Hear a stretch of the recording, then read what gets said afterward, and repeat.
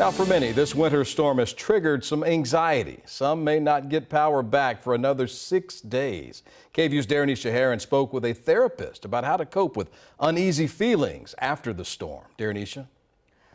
Brian, this storm reminds so many people of what we went through in February of 2021. Back then, many criticized the city's lack of reliable communication about simple things like when bottled water would be available. This time around, communication is an issue again. I spoke with a woman in Highland Park West who says trust brings comfort, and right now she doesn't have that with the city. Julie Bate. You do this long enough and it charges. Has been without power going on 7 days. Ridiculous, right? A week of uncertainty over how she'll shower, eat, and stay warm. So many people died 2 years ago that of course you wonder, how bad is this going to be? How cold am I going to get? We were wearing, leggings under pants and shirts upon sweaters upon vests upon jackets with a hat on in the house to sleep because, it was 30 something degrees outside.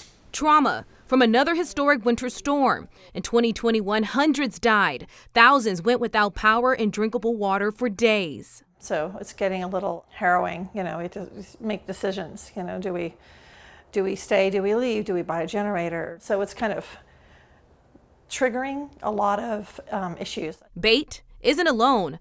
Therapist Grace Dowd says it's normal to feel anxiety and unease when reliving disasters like this, even if you didn't lose power this time. And that can send your brain automatically back into survival mode because it was doing everything it could to survive back then. And now it's a very protective adaptation that our brain has to say, hey, wait, you want to pay attention to this. Dowd says there are ways to cope. First, acknowledge how you feel and give yourself grace. Reach out to loved ones for support. Take time to jump back into work or school, and don't spend too much time on social media. And oftentimes our consumption is so high that the releasing of that stress can't match that consumption, and so it gets stuck in our body, and that's where we start to see. Bates says better communication from the city would ease her anxiety. Tomorrow's going to be thunder, lightning, rain. Nobody's going to be fixing the electrical situation in that storm. So we're looking at Wednesday, Thursday, Friday, Saturday, Sunday. We don't know. I would like to know. All the neighbors want to know. And it's not just mental exhaustion, but physical exhaustion that many are feeling as well. Dowd says movement can help, so try going for a walk. She says it's important to focus on the things you can control and bring you security, like buying a generator, battery, or whatever comfort you can find with the resources available to you.